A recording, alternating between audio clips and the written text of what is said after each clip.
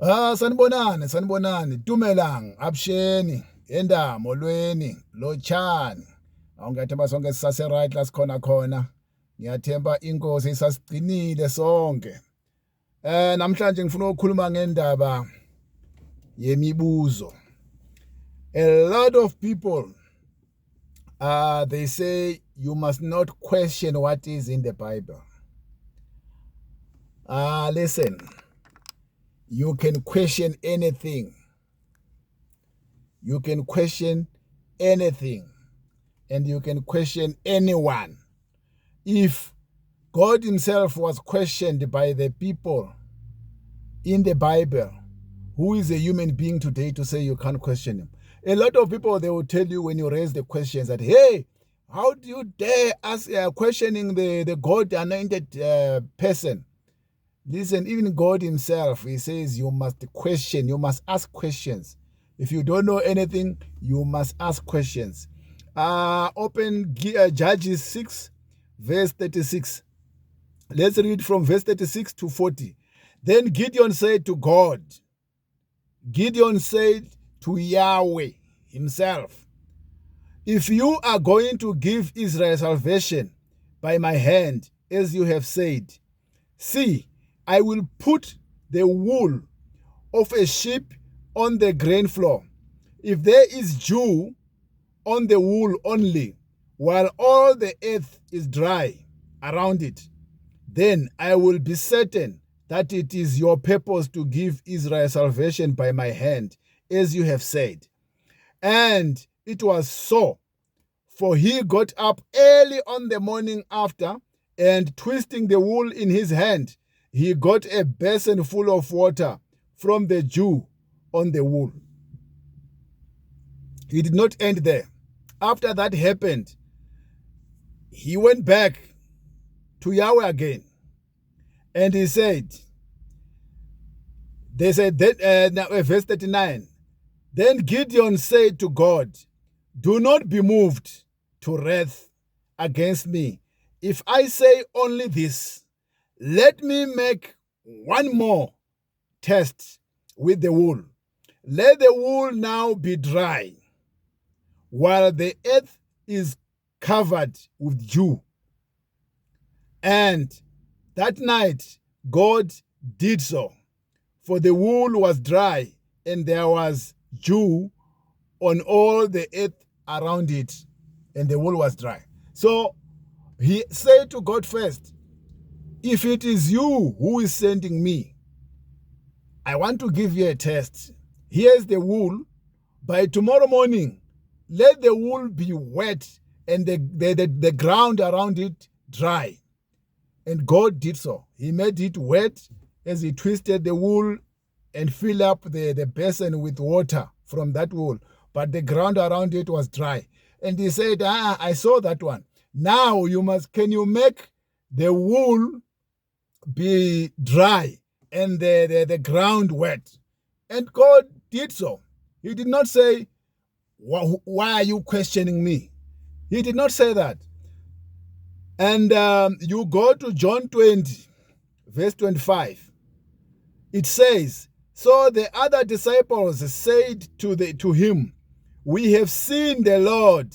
But he said to them, if I do not see in his hands the print of the nails, and put my finger into the print of the nails, and if I do not put my hand into his side, I will never have belief. That is Thomas. When Jesus woke up, he said, I must touch the wounds so that I can believe. I must touch the wounds so that I can believe. So he was questioning Jesus. And Jesus was not angry with him to say, why are you questioning me? He was not angry with him. Instead, he helped him to believe. Because when someone is questioning, it's not because he's taking whatever the subject might be for granted, but it is simply because he's not understanding.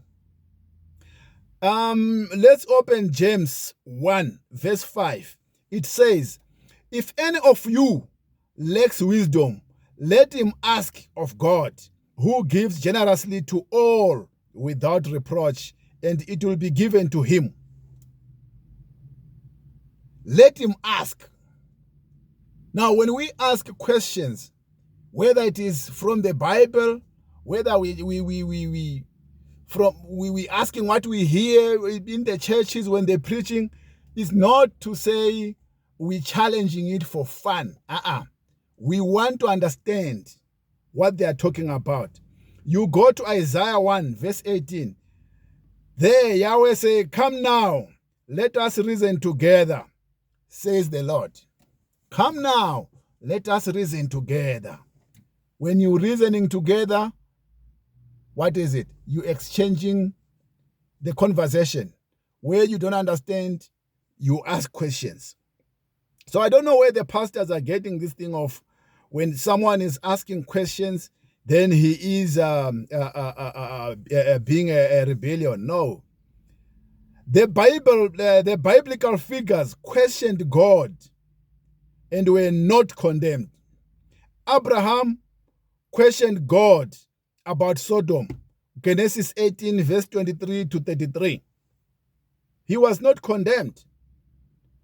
Habakkuk questioned why God allowed injustice. Habakkuk 1, verse 2 to 4. So where are these pastors getting what they are saying? Why are they getting angry when we ask questions? The Bible warns against the wrong attitude in questioning, not questioning itself. It's not what you say, it's how you say it. If someone is going to ask something with attitude, then that's what the Bible questions or rebukes or warns against. You read Job 38, verse 41. God rebukes Job's friends for assuming they had all the answers. Not Job for honestly seeking understanding. So, James 1 verse 6, we should ask in faith, not doubting God's goodness, but that means believing he will answer. Not that we must suppress curiosity. So there's a balance. There's a balanced approach that is needed here. As long as someone is asking innocently, is asking because he wants to know, then that person is allowed to ask questions. So when you ask people a question to say, why this, why that, because there's a lot of questions in the Bible that I wouldn't say they don't make sense at all, but that need serious explanation in order for them to make sense.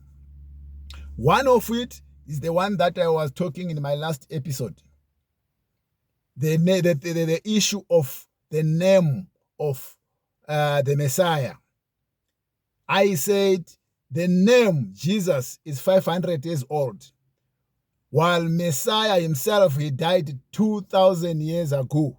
So that name is new. Why changing the name? Because the Bible is saying the power is in his name. Now, if the power is in his name, when you change the name, aren't you diluting that name?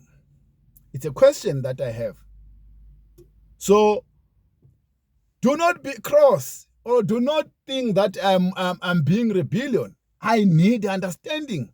It is not only me. There's a lot of us who needs understanding, because his real name is Yahushua. So why changing that name to Jesus? And I explained that in the name Yahushua, there is also the Father's name there, Yah. Those who wants to understand better about that, you must go to my last episode and you will understand what I'm talking about. So when people ask questions, do not be impatient with them. Do not be impatient with them. Because most of them, believe me, they are not asking because they are being rebellion, or rebellious. They are asking because they want to know. So all you have to do is to explain. I'm still going to come with another question of why his image was changed.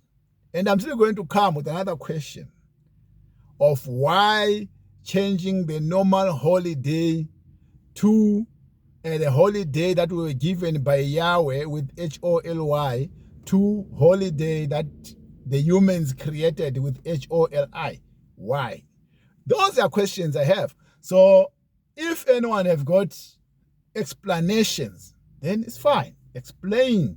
Help me with others who are like me who do not understand it. So I just wanted today to iron out that thing of asking questions, because some people, they feel like if you ask questions regarding things that are in the Bible, then you are against. You seeking understanding, you seeking wisdom regarding those things. So do not feel shy to ask questions. Even when you read there by the old apostles in the Bible, when they were teaching, the people were referring what they were teaching in the scriptures. So it's normal to question whatever you are being taught. Thank you very much. Have a nice week and enjoy the rest of your week. It's almost there anyway. Today is Thursday.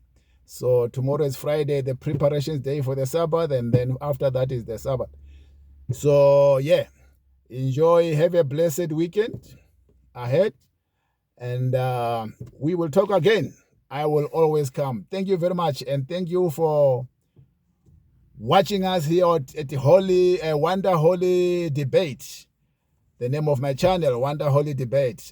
Thank you for supporting us, and please subscribe and like. It's for free. You don't pay even a single cent. Subscribe and like. Thank you.